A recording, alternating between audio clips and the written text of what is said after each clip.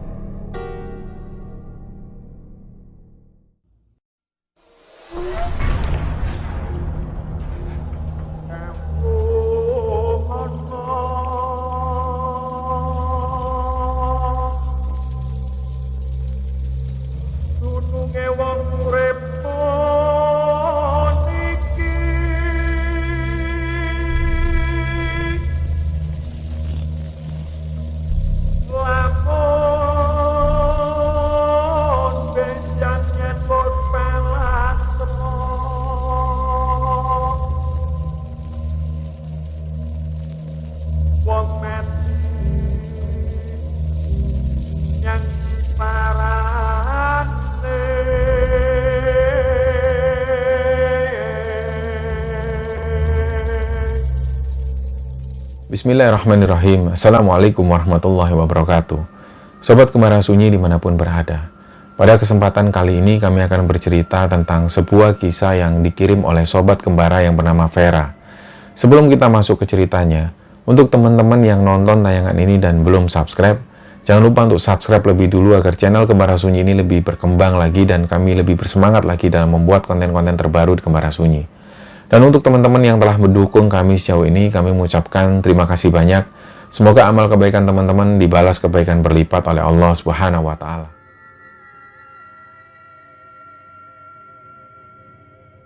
Untuk cerita kali ini, pengirim ceritanya ini namanya Vera. Jadi Vera ini asalnya dari Bekasi, dan di sekitaran tahun 2010 itu, Vera cerita bahwa dia pernah kerja di salah satu mall di Jakarta. Jadi ceritanya, pada waktu itu Vera ini diterima di salah satu toko, dan toko ini adanya di mall di Jakarta. Awal-awalnya memang Vera ini berangkat dari Bekasi menuju ke Jakarta. Tapi lama-kelamaan dia juga berpikir hal ini memakan waktu, dan apalagi juga Vera ini sering capek ketika pulang kerja. Jadi dari situ Vera memutuskan ngekos. Nah, kos-kosan ini nggak jauh dari mall tersebut. Jadi untuk menuju ke mall itu, dia cuma butuh jalan kaki. Nah, singkat cerita, sekitar 3 tahun Vera ini kerja di mall tersebut. Akhirnya ada kabar dari supervisornya bahwa toko ini akan membuka toko yang baru di daerah Semarang. Dan waktu itu Vera lah yang dipilih untuk menangani toko tersebut selama beberapa tahun di sana. Jadi selain Vera juga seneng, akhirnya pada waktu itu juga Vera pulang ke Bekasi. Dia bilang ke ibunya bahwa dia akan cari kos di Semarang dan dia akan ngurusi toko di sana. Nah, ternyata ibunya Vera bilang, "Lo ngapain harus ngekos? Kan di sana kamu punya om, kan ada Om Rudi." Nah, Om Rudi ini adalah adik dari ibunya Vera. Dia memang tinggal di Semarang. Jadi saran dari ibunya, daripada ngekos, lebih baik tinggal di rumah Om Rudi. Singkat cerita, Vera langsung berangkat menuju ke Semarang. Hari itu, hari Selasa. Dia berangkat dari Jakarta sekitar jam 2 siang, naik kereta, dan sampainya di Semarang itu sekitar jam 9 malam. Begitu sampai di sana, ternyata yang menjemput Vera ini adalah Om Rudi sendiri dan juga kedua orang anaknya. Om Rudi ini punya 3 orang anak. 2 laki-laki dan 1 perempuan. Anak Om Rudi pertama itu namanya Rido, itu usianya hampir sama dengan Vera. Dan anak keduanya itu masih sekolah SMA, namanya Rian. Dan anak ketiganya namanya Ririn. Dia masih sekolah di bangku SMP. Waktu itu Ririn ini nggak ikut. Dia ada di rumah. Dan ketika Vera dijemput, dia pun langsung senang karena memang sudah lama mereka nggak ketemu. Jadi Vera dulu di masa-masa kecil ini masih sering main di rumah Om Rudi yang ada di Semarang. Tapi ketika waktu itu ibunya Vera ini bercerai dan nggak lama setelah itu ternyata istri dari Om Rudi ini juga meninggal. Apalagi waktu itu Vera juga sibuk dengan pekerjaannya, jadi dia jarang sekali menuju ke Semarang. Jadi bisa dikatakan hampir 5 tahunan lebih Vera nggak pernah datang ke Semarang. Nah begitu sampai di sana, rumah Om Rudi ini terdiri dari 2 lantai. Tapi memang Om Rudi sendiri dan juga ketiga orang anaknya lebih senang tidur di lantai bawah. Sedangkan di lantai atas itu sebenarnya ada 1 kamar. Tapi kondisinya memang sudah sangat kotor sekali dan sudah lama nggak pernah dipakai. Nah karena Vera baru pertama kali datang ke sana, kondisinya capek, dia langsung tidur. Waktu itu Ririn ini minta Vera untuk tidur di dalam kamarnya. Sementara Rido dan Rian, mereka memilih tidur di depan TV. Nah malam itu nggak ada kejadian apa-apa. Karena besok paginya dia harus menuju ke toko. Jadi Vera langsung segera berangkat ke toko. Nah hari itu, karena hari pertama, Vera harus ngajari teman-temannya, terutama SPG-SPG yang baru bekerja di sana. Dia urusi semua, mulai dari display barang sampai dengan cara penjualan dan segala macamnya. Nah, nggak terasa sampai sekitar jam 10 malam. Jadi singkat cerita, hampir setiap hari Vera datang ke toko itu selalu berangkat pagi dan pulang malam. Sebenarnya ada saran dari supervisornya waktu itu, supaya Vera ini nggak terlalu sering datang ke toko. Ambillah libur 1 atau 2 hari. Tapi waktu itu Vera nggak mau sebelum semua ini diatasi oleh Vera dengan baik. Nah, jadi sekitar 2 minggu kemudian, barulah Vera telepon ke SPV-nya yang ada di Jakarta, dia minta libur. Nah, kesempatan libur ini dimanfaatkan Vera istirahat di rumah. Pagi itu sekitar jam 7 pagi, Vera bangun. Ternyata rumah Om Rudi ini sudah sepi. Om Rudi sudah berangkat kerja, Rido sudah berangkat kuliah, Rian berangkat sekolah, dan juga Ririn ini sudah berangkat. Jadi kondisi rumah ini sepi. Nah, karena Vera penasaran dengan kondisi yang ada di lantai 2, dia cobalah naik. Dilihat, ternyata kondisi di atas itu nggak benar-benar buruk seperti yang dibayangkan oleh Vera. Di sana ini kondisinya luas, ada 1 kamar. Kamar ini memang nggak terlalu bersih, tapi cukup nyaman buat Vera. Nah, apalagi ada balkon yang menghadap ke arah luar. Jadi dari situ, Vera ini akhirnya seneng. Kayaknya kalau tidur di sini kok kayaknya lebih nyaman. Nah, nggak lama setelah itu, Ririn ini pulang sekolah. Nah, Vera langsung mengungkapkan hal itu ke Ririn. Ririn diajak naik sama si Vera. Ayo dek, naik yuk. Kita bersihin yang di atas, siapa tahu nanti kita bisa tidur di sana. Kalau sudah bersih pasti nyaman. Awalnya Ririn nggak mau diajak Vera untuk tidur di lantai 2. Karena Ririn tahu sendiri bahwa di lantai 2 itu banyak sekali barang-barang yang nggak terpakai ditempatkan di sana. Dan kondisi kamar waktu itu menurut Ririn, ini kondisinya nggak bersih dan banyak debunya. Jadi Ririn sempat menolak ajakan si Vera, tapi karena Vera ini tetap ngotot, dia ungkapkanlah ke Ririn, kasihan dek, kalau Mbak Vera tidur sini sama kamu, sampai kapan Mas Rido sama Rian itu tidur di ruang tamu? Ini kan kamarnya mereka. Nah, karena bujukan-bujukan dan rayuan-rayuan dari Vera, akhirnya Ririn ini pun mau, ya udah Kak, ayo lihat ke atas. Nah, untuk kedua kalinya si Vera ini naik dan mulailah mereka membersihkan yang berserakan di sana. Barang-barang yang nggak terpakai mulai dibuang, debu-debu mulai dibersihkan. Vera pun langsung ngambil kain pel, dipel lah sebersih mungkin. Jadi hari itu sampai sekitar maghrib, suasananya atau kondisinya ini baru mulai bersih. Nggak lama kemudian sekitar jam 7 malam, Rido mulai pulang.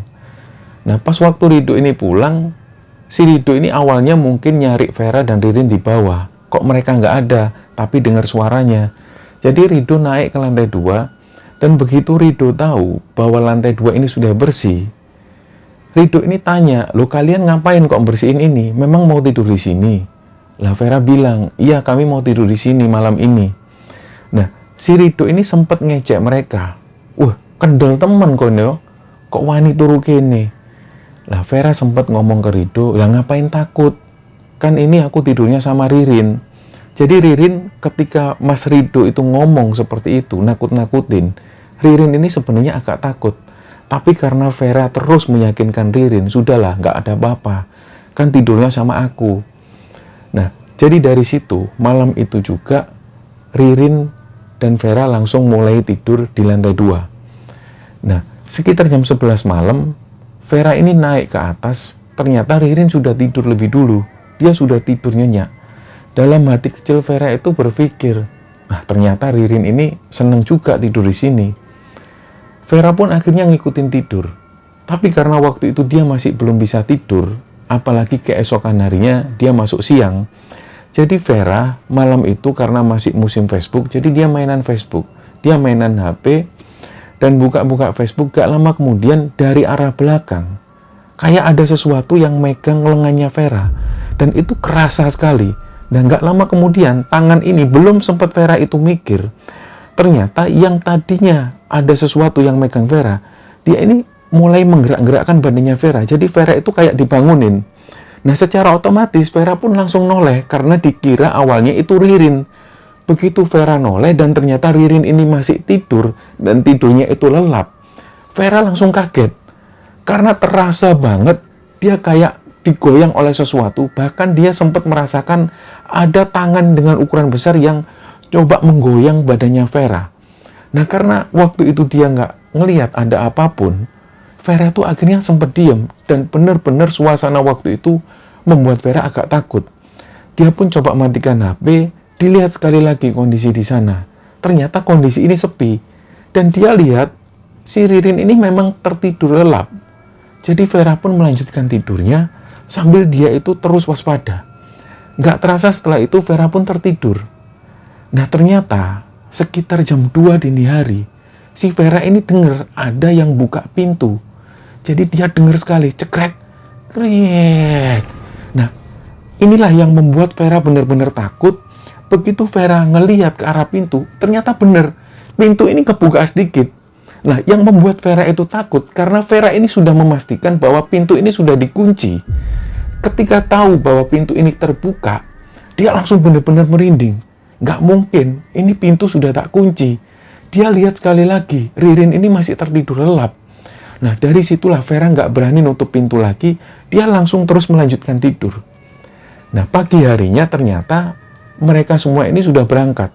Jadi Om Rudi dan anak-anaknya Om Rudi termasuk Ririn ini sudah berangkat. Waktu itu sekitar jam 8 pagi, Vera berniat mau goreng telur. Dia mau bikin sarapan.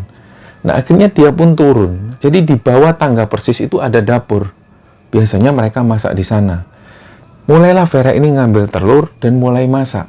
Nah pada saat Vera ini masak, tiba-tiba di atas itu dia dengar ada suara orang yang lari. Dan suaranya itu benar-benar jelas. Dak, dak, dak, dak, dak, dak, dak. Gak lama kemudian, suara ini tiba-tiba berlarian ke arah depan. Dok, dok, dok, dok, dok, dok. Nah, Vera awalnya benar-benar kaget. Dia itu sampai nggak bisa gerak.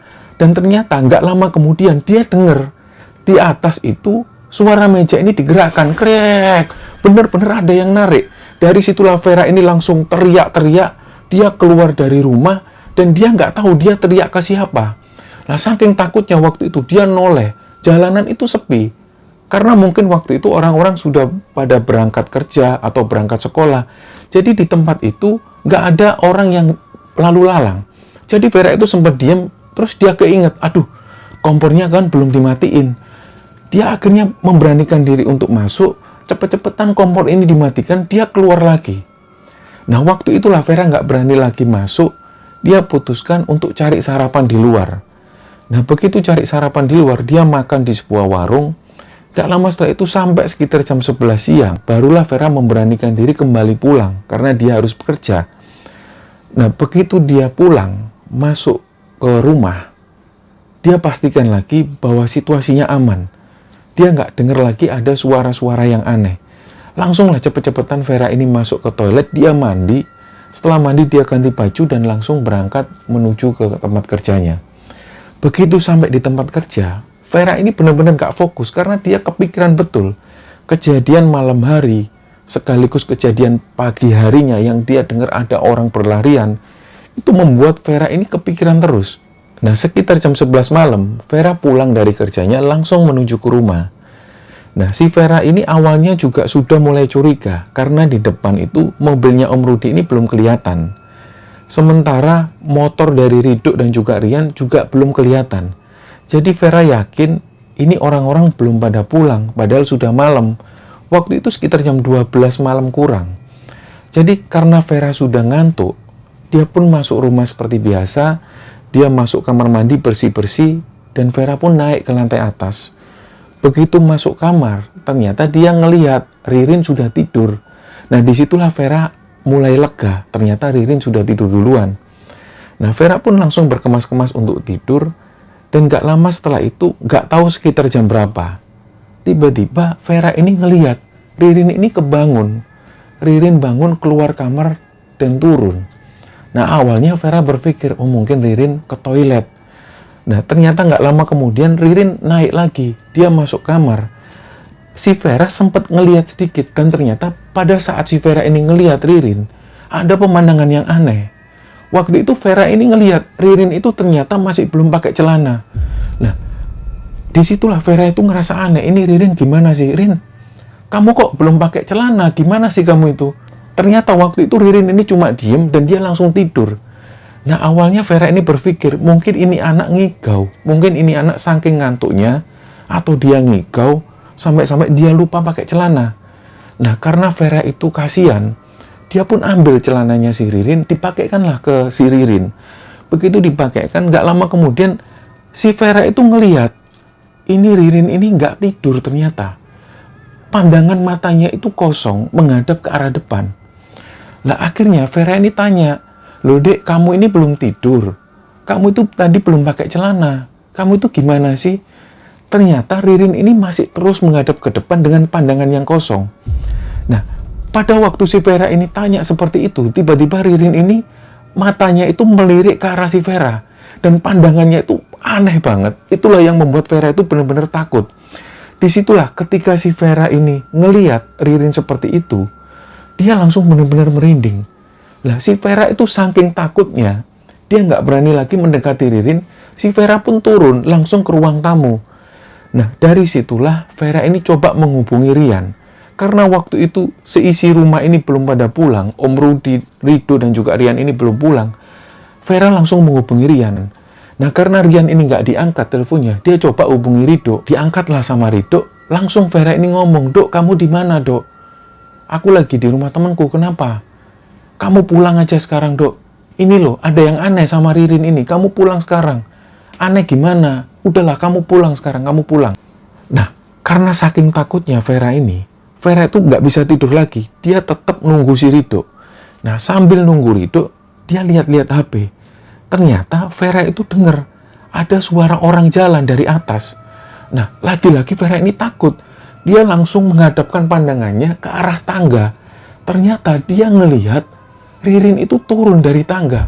Dan si Ririn ini jalannya itu pelan. Dan pandangannya itu kosong. Begitu Ririn turun dari tangga, Vera itu benar-benar takut. Karena Ririn ini wajahnya pucat dan pandangannya itu ke arah depan. Disitulah Vera ini nggak bisa berkata-kata lagi. Dia ketakutan langsung keluar dari rumah. Dia nunggu Ridho. Jadi sambil nunggu Ridho, Vera itu bingung, dia ini harus ngapain lagi. Ditelepon sekali lagi si Ridho. Ditelepon berulang kali, mungkin karena Ridho ini ada di jalan, Ridho nggak jawab teleponnya Vera. Nah, nggak lama kemudian dengerlah suara motor Ridho. Ridho pun datang. Begitu Ridho dan Vera ini masuk, ternyata mereka nggak melihat keberadaan Ririn. Akhirnya mereka pun naik ke atas. Begitu naik ke atas dan mereka buka pintu kamar, disitulah Ridho ini agak mulai takut. Dan di situ Vera ini benar-benar merinding. Karena di situ mereka berdua ini ngelihat Ririn ini duduk di atas kasur dengan posisi bersila dan dengan pandangan mata yang kosong. Nah, Ririn ini diam terus seperti itu. Akhirnya Ridho pun tanya, "Kamu kenapa, Dek? Kamu kenapa kok diam?" Nah, Ririn ini tetap dengan posisi seperti ini dan tetap diam.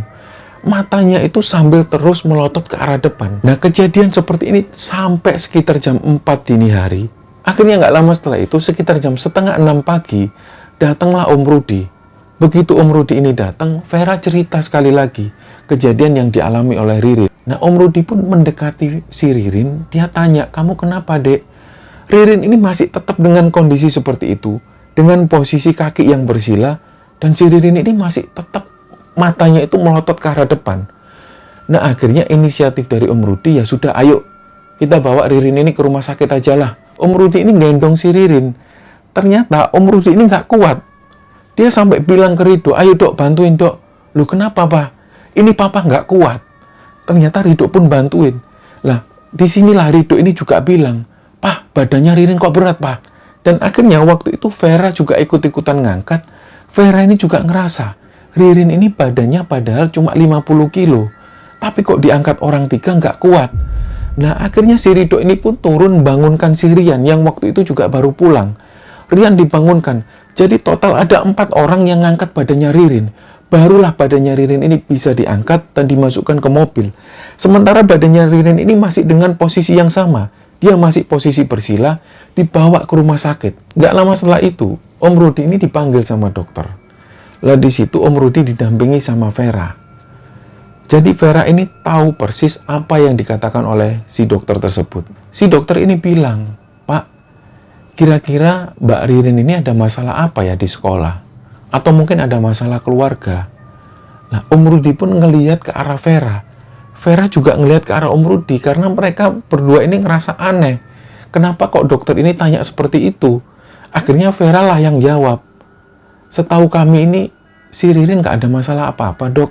Dia baik-baik aja kok, hubungannya sama keluarga juga baik, sama teman-temannya juga baik. Mungkin Ririn ini stres mau ngadepin ujian. Sedangkan dokter tersebut menjelaskan bahwa Ririn ini mengalami depresi berat. Setiap kali dokter ini tanya, Ririn selalu diem. Lah karena Ririn terpaksa harus diopname, Vera menemani sebentar di sana. Sekitar jam setengah 12 siang, Vera pamit ke Om Rudi karena dia harus kerja. Vera pun pulang. Begitu kembali ke rumah, dia kemas-kemas dan langsung berangkat menuju ke toko. Nah, sesampainya di toko ini, Vera kepikiran, Ririn ini kenapa? Karena sehari-hari yang diketahui oleh Vera, Ririn ini baik-baik aja. Jadi waktu itu Vera ini ngerasa bersalah. Jangan-jangan karena Ririn diajak pindah ke lantai 2 tidur di sana. Disinilah Ririn mengalami sesuatu. Jadi yang ada di pikiran Vera terus seperti itu. Nggak terasa sekitar jam 11 malam, Vera pun pulang. Vera sudah tahu bahwa rumah ini pasti sepi. Yang pertama karena Ririn masih ada di rumah sakit. Dan yang kedua, Om Rudi ini setiap hari memang selalu pulang malam. Bahkan pulangnya selalu pagi hari. Sementara Rido dan Rian sering keluar sampai pulang larut malam. Dan kadang-kadang juga mereka ini pulangnya di pagi hari. Nah, karena Vera ini sudah terlanjur takut, dia nggak berani lagi tidur di lantai 2. Malam itu dia putuskan untuk tidur di ruang tamu. Jadi selama Vera ada di ruang tamu, dia nggak bisa tidur. Sekitar jam 2 dini hari, Vera pun mulai ketiduran. Nah, belum sampai lama dia ketiduran, tiba-tiba Vera dengar ada suara orang yang buka pagar. Dia dengar betul, krek. Nggak lama setelah itu, ada yang mendekat ke arah Vera. Karena Vera ini penasaran dan dalam kondisi yang masih ngantuk, dia buka mata sedikit, dia ngelihat di situ ada sosok perempuan. Tapi Vera nggak bisa memastikan ini sosok perempuan seperti apa wujudnya. Karena sosok ini rambutnya panjang dan yang terlihat oleh Vera, sosok ini hitam. Dia nggak bisa memastikan ini siapa. Dan nggak lama kemudian sosok perempuan ini mendekat ke arah Vera. Dia itu tiba-tiba ngomong, "Iki sopo bocah iki? Sopo bocah iki? Kongkonan ngale." Tiba-tiba ada suara dari kejauhan. Suara laki-laki yang bilang, "Wis Jarno, arekku gak bakalan suwe, Jarno wae." Nah, Vera itu sempat mendengar ada dialog semacam itu, tapi dia sendiri nggak bisa memastikan ini sosok apa. Nggak lama setelah itu, dua sosok ini tiba-tiba berjalan seperti melayang menuju ke atas. Nah, pagi harinya, karena kebetulan Vera ini libur, dia memutuskan menuju ke rumah sakit. Ketika sampai di rumah sakit, ternyata Om Rudi ada di sampingnya si Ririn. Nah, ketika tahu bahwa si Vera ini datang, Om Rudi pamit untuk ganti baju. Nah, pada saat Om Rudi ini ganti baju, Vera coba ngomong ke Ririn. Karena waktu itu Ririn ini pandangannya kosong, masih melihat ke arah kanan. Vera ini pelan-pelan ngomong ke Ririn, "Dek, kamu udah sehat, kamu nggak apa-apa." Ririn ini masih pandangannya masih kosong ke arah depan. Akhirnya Vera tanya sekali lagi, "Dek, kamu nggak apa-apa, kamu sudah enakan." Nah, disinilah ketika waktu itu Ririn ini tiba-tiba pandangannya itu ngelirik ke arah Vera. Sambil si Ririn ini bilang, "Ngaleh, ngaleh." Gak lama setelah itu Om Rudi ini datang. Tapi waktu itu Vera nggak mau menceritakan hal ini ke Om Rudi. Jadi dia tetap diem. Karena ngelihat kondisi si Ririn waktu itu benar-benar aneh, Vera ini akhirnya berpikir lagi, Ririn ini ngapain sih? Kenapa kok kayak gini? Kenapa kok nyuruh aku pulang? Nah, nggak lama setelah itu karena Vera masih ada di sana, tiba-tiba Ririn ini kebangun dan dia kayak orang bingung. "Loh mbak, iki jam piro mbak? Aku sekolah mbak, aku ujian." Vera pun kaget, ternyata Ririn ini sudah sadar. Dan Ririn ini nggak inget kejadian yang dialami. Langsunglah si Vera ini tanya, "Sudah dek, kamu di sini dulu." "Loh mbak, aku iki nang ndi? Lapo kok nang rumah sakit?" "Wis dek, kamu di sini dulu, tenang. Nanti kamu tak ceritain." Lah, karena kesempatan ini Vera tanya, "Kamu itu sebenarnya yang kamu ingat apa?" Lah, ceritalah si Ririn bahwa malam itu ketika Ririn sendirian ada di kamar di lantai 2, Ririn ini belajar karena sebentar lagi dia harus menghadapi ujian. Nah, pada saat si Ririn ini belajar, tiba-tiba ada sosok perempuan yang masuk kamarnya. Karena Ririn itu kaget, belum sempat Ririn mengucap apapun, sosok perempuan ini kayak lari dan kayak melayang langsung nabrak ke arah Ririn. Disitulah Ririn sudah nggak inget lagi apa yang dialami oleh Ririn. Tiba-tiba yang dia ingat, dia sudah terbangun dan kondisinya sudah ada di rumah sakit. Nah, disitulah cerita yang diceritakan oleh Ririn kepada Vera. Akhirnya Vera sekali lagi mulai sadar. Ini jangan-jangan ada hubungannya dengan kamar yang ada di lantai 2. Dari situlah Vera janji lagi, nanti ketika Ririn ini sudah sembuh, dia nggak mau lagi ngajak Ririn tidur di lantai 2. Nah, singkat cerita, akhirnya Ririn ini pun mulai mengalami kesembuhan, dan Ririn pun mulai kembali pulang. Nah, pada saat perjalanan menuju ke rumah, waktu itu mereka ada dalam mobil, tiba-tiba di tengah perjalanan, Om Rudi ini ngomong ke Vera dan juga si Ririn, "Sudah ya, kalian nggak usah tidur di atas lagi ya. Sudah mulai sekarang kamu menempati kamarnya Ridho aja lah. Kamar di atas biarin aja seperti itu." Nah, si Vera ini nggak mau tanya lebih lanjut apa yang terjadi di lantai 2. Jadi Vera langsung saling melihat, saling memandang ke arah Ririn. Ririn pun juga memandang Vera itu dengan pandangan yang masih penuh dengan pertanyaan. Nah, setelah kejadian itu, semenjak hari itu ketika Ririn kembali pulang ke rumah, mereka nggak mau lagi tidur di lantai 2. Dalam kurun waktu 2 tahun si Vera tinggal di Semarang, akhirnya Vera ini kenal dengan seorang laki-laki, dan singkat cerita Vera pun menikah. Suami Vera ini kemudian membawa Vera untuk pindah ke daerah Kalimantan. Dan sampai hari ini Vera akhirnya tinggal di Kalimantan bersama suaminya, dan Vera sudah mempunyai 2 orang anak. Nah, cerita inilah yang dibagikan oleh Vera kepada Kembara Sunyi.